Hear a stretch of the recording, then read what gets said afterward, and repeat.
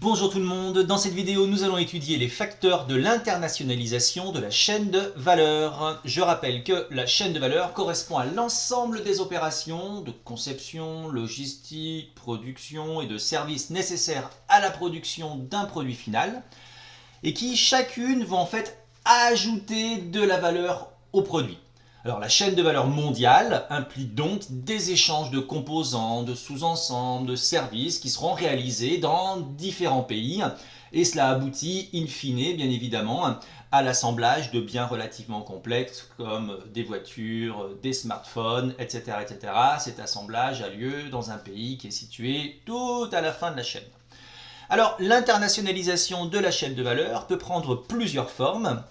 Nous allons commencer par l'investissement direct à l'étranger et plus spécifiquement les délocalisations avec fermeture de sites. Dans le cas d'une délocalisation avec fermeture de site de production, il s'agit en fait de déplacer des activités productives, donc d'un pays vers un autre, et cela bien évidemment s'explique par un processus d'avantage comparatif. D'accord ? La délocalisation va faire intervenir différents critères tels que le coût de la main-d'œuvre, le niveau de qualification des travailleurs, les coûts de transport, etc. etc.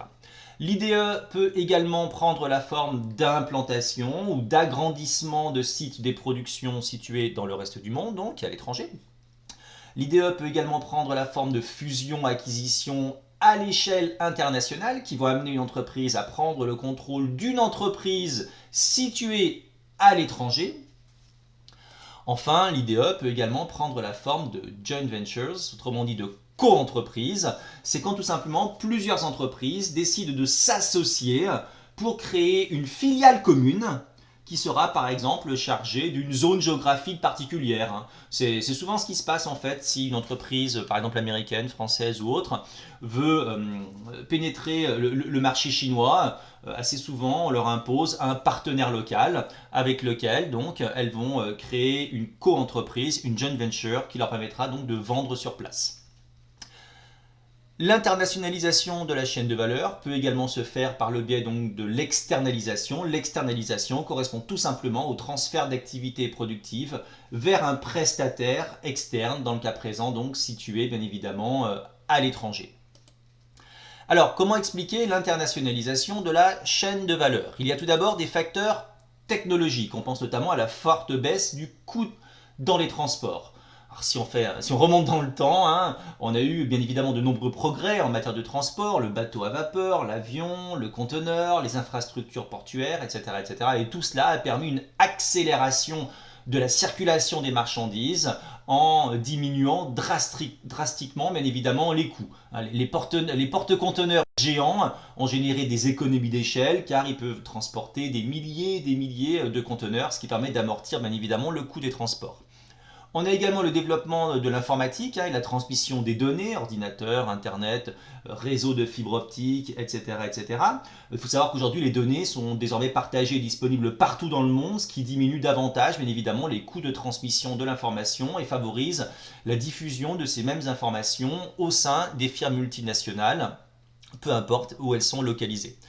Deuxièmement, il y a également des facteurs politiques et institutionnels spécifiquement liés au pays d'accueil. On pense notamment à l'attractivité fiscale, au fait que la politique fiscale mise en place par les pouvoirs publics va avoir un impact sur la décision de localisation des firmes multinationales. Ces dernières vont tenir compte par exemple des niveaux d'imposition, des niveaux de taxation liés à la production, à la consommation, etc. etc.